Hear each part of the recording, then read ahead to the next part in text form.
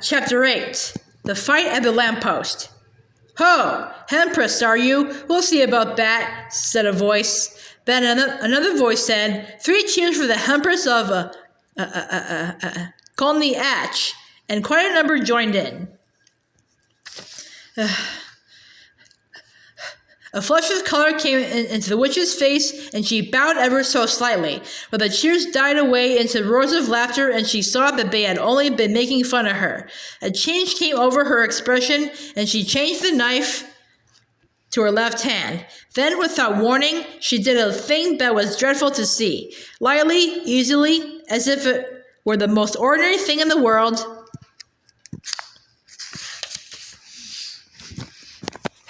she stretched up her right arm and wrenched off one of the crossbars of the lamppost.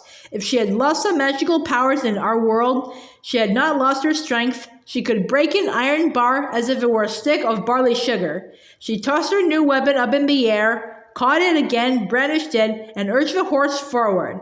Now's my chance, thought Diggory. He darted between the horse and the railings and began going forward. If only the brute would stay still for a moment, he might catch the witch's heel.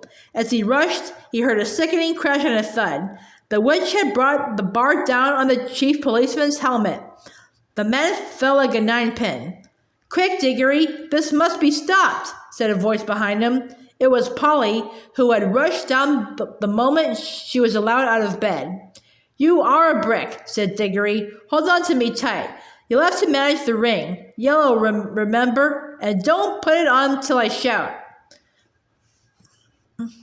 There was a second crash, and another policeman crumpled up. There came an angry roar from the crowd. Pull her down. Get a few paving stones. Call out the military. But most of them were getting as far away as they could. The cabbie, however, obviously the bravest as well as the kindest person present, was keeping close to the horse, dodging this way and that to avoid the bar, but still trying to catch Strawberry's head. The crowd booed and bellowed again. A stone whistled over Diggory's head. They came the voice of the witch, clear like a great bell, and sounding as if, for once, she were almost happy. Scum, you shall pay dearly for this when I have conquered your world. Not one stone of your city will be left. I will make it as charmed, as Felinda, as Dolores, as Bermondan. Diggory at last caught her ankle. She kicked back with her heel and hit him in the mouth. In his pain, he lost hold. His lip was cut and his mouth full of blood. From somewhere very close by came the voice of Uncle Andrew in a sort of trembling scream. Madam, my dear young lady, for heaven's sake, compose yourself. Diggory made a second grab at her heel and was again shaken off. More men were knocked down by the iron bar. He made a third grab, caught the heel, held on like grim death, shouting to Polly, Go! Then, oh, thank goodness. The angry, frightened faces had vanished. The angry, frightened voices were silenced, all except Uncle Andrew's. Close beside Diggory in the darkness, it was wailing on, Oh! Is this delirium? Is this the end? Is it the end? I can't bear it. It's not fair. I never meant to be a magician. It's all a misunderstanding. It's all my godmother's fault. I must protest against this. In my state of health, too. A very old Dorsetshire family. Bother, thought Diggory. We didn't want to bring him along. My hat, what a picnic. Are you there, Polly? Yes, I'm here. Don't keep on shoving. I'm not, began Diggory, but before he could say anything more, their heads came out into the warm green sunshine of the wood, and as they stepped out of the pool, Polly cried out, Oh, look, we brought the old horse with us, too, and Mr. Ketterly, and the cabbie. This is a pretty kettle of fish. As soon as the witch saw that she was once more in the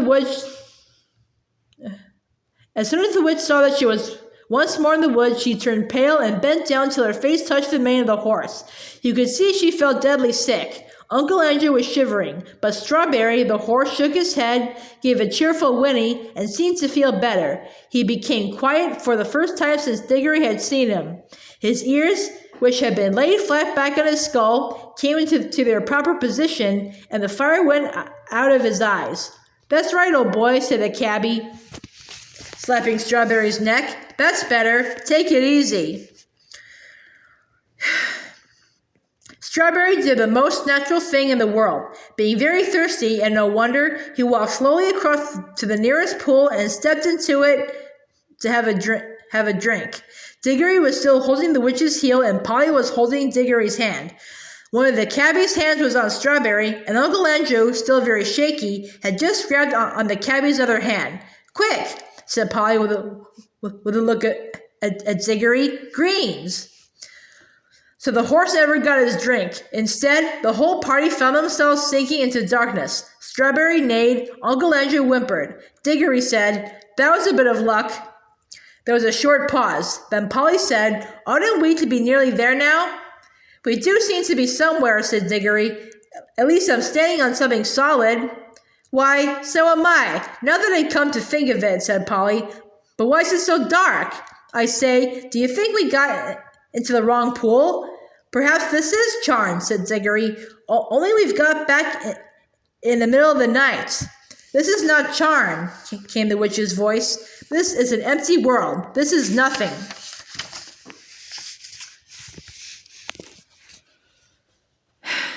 And really, it was uncommonly like nothing. There were no stars. It was so dark that they couldn't see one another at all, and it made no difference whether you kept your eyes shut or opened.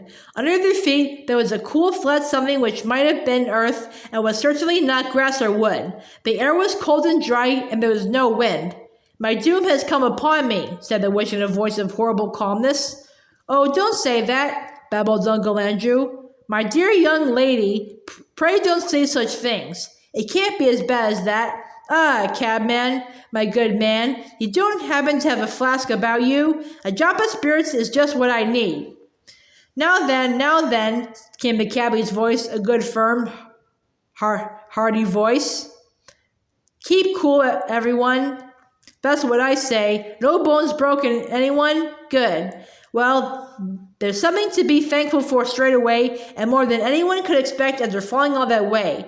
Now, if we've fallen down some diggings, as it might be for a new station on the underground, someone will come and get us out presently, see? And if we're dead, which I don't deny it might be, well, you got to remember that worse things happen at sea, and a chap's got to die sometime.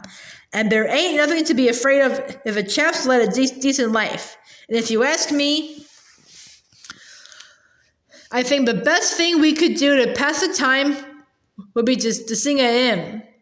And he did. He struck up at once the Harvest Thanksgiving hymn, all about crops being safely gathered in. It was not very suitable to a place which felt as if nothing had ever grown there since the beginning of time, but it was the one he could remember best. He had a fine voice, and the children joined in. It was very cheering. Uncle Andrew and the witch did not join in. Toward the end of the hymn, Diggory felt someone plucking at his elbow, and from a general smell of brandy and cigars and good clothes, he decided that it must be Uncle Andrew. Uncle Andrew was cautiously pulling him away from the others. When they had gone a little distance, the old man put his mouth so close to Diggory's ear that it tickled, and whispered, "Now, my boy, slip on your ring. Let's be off." But the witch had very good ears. "Fool!" came her voice, and she leaped off the horse. "Have you forgotten that I can hear men's thoughts? Let go the boy. If you attempt treachery, I will take such vengeance upon you as never was heard of in all worlds from the beginning. And," added Diggory, "if you think I'm such a mean pig as to go off and leave Polly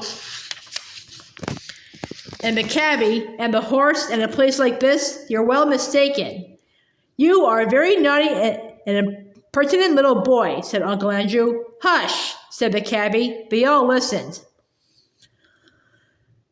In the darkness, something was happening at last. A voice had begun to sing. It was very far away, and Diggory found it hard to decide from what direction it was coming. Sometimes it seemed to come from all directions at once. Sometimes he almost thought it was coming out of the earth beneath them.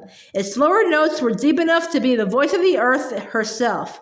There were no words. There was hardly even a tune. But it was, beyond comparison, the most beautiful noise he had ever heard. It was so beautiful he could hardly bear it.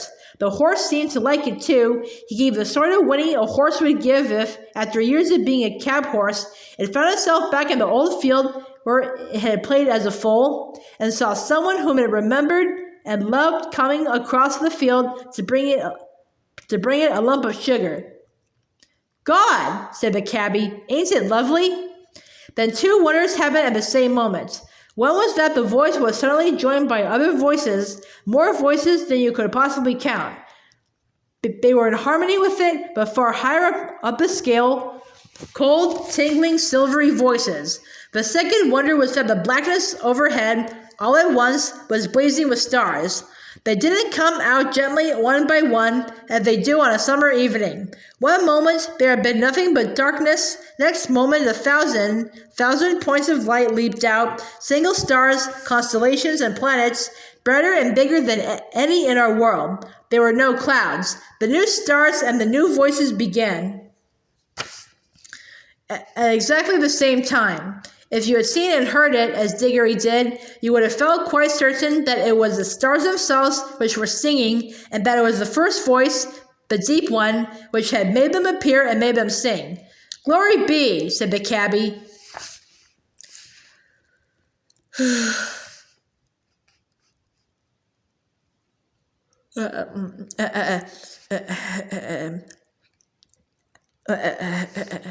I'd have been a better man all my life if I'd known there were things like this. The voice on the earth was now louder and more triumphant, but the voices in the sky, after singing loudly with it for a time, began to get fainter, and now something else was happening. Far away and down near the horizon, the sky began to turn gray. A light wind, very fresh, began to stir. The sky, in that one place, grew slowly and steadily paler. You could see shapes of hills standing up dark against it. All the time the voice went on singing.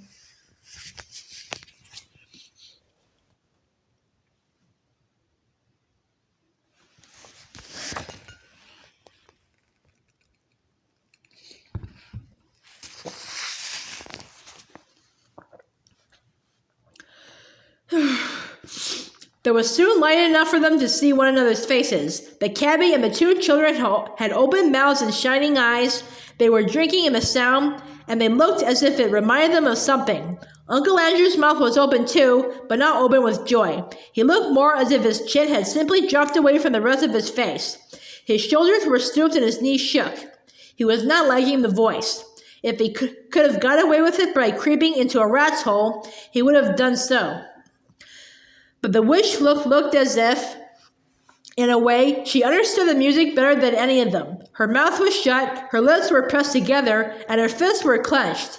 Ever since the song began, she had felt that this whole world was filled with magic different from hers and stronger. She hated it. She would have smashed that whole world, or all worlds, to pieces if it would only stop the singing. The horse stood with its ears well forward and twitching. Every now and then it snorted and stamped the ground. It no longer looked like a tired old cab horse. You could now well believe that its father had been in battles. The eastern sky changed from white to pink and from pink to gold. The voice rose and rose till all the air was shaking with it. And just as it swelled to the mightiest and most glorious sound it had yet produced, the sun arose. Diggory had never seen such a sun. The sun above the ruins of Charn had looked older than ours. This looked younger. You could imagine that it laughed for joy as it came up, and as its beams shot across the land, the travelers could see for the first time what sort of place they were in. It was a valley through which a broad, swift river wound its way, flowing eastward toward the sun. Southward there were mountains, northward there were lower hills, but it was a valley of mere earth, rock and water. There was not a tree, not a bush, not a blade of grass to be seen. The earth was of many colors. They were fresh, hot, and vivid. They made you feel excited until you saw the singer himself, and then you forgot everything else.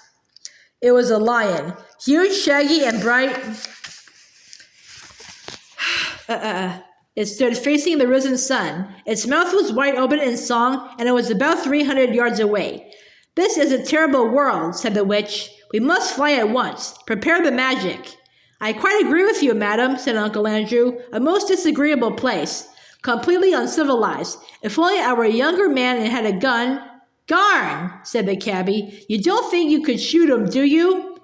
And who would? Said Polly. Prepare the magic, old fool, said Jadis. Certainly, madam, said Uncle Andrew cunningly. I must have both the children touching me. Put on your homeward ring at once, Diggory. He wanted to get away without the witch. Oh, it's rings, is it? Cried Jadis. She would have had her hands in Diggory's pocket before you could say knife, but Diggory grabbed Polly and shouted out, Take care. If either of you come half an inch nearer, we two will vanish and you'll be left here for good. Yes, I have a ring in my pocket that will take Polly and me home. And look, my hand is just ready, so keep your distance. I'm sorry about you, he looked at the cabbie, and about the horse, but I can't help that. As for you two, he looked at Uncle Andrew and the Queen, you're both magicians, so you ought to enjoy living together. Hold your noise, everyone, said the cabbie. I want to listen to the music. For the song had now changed.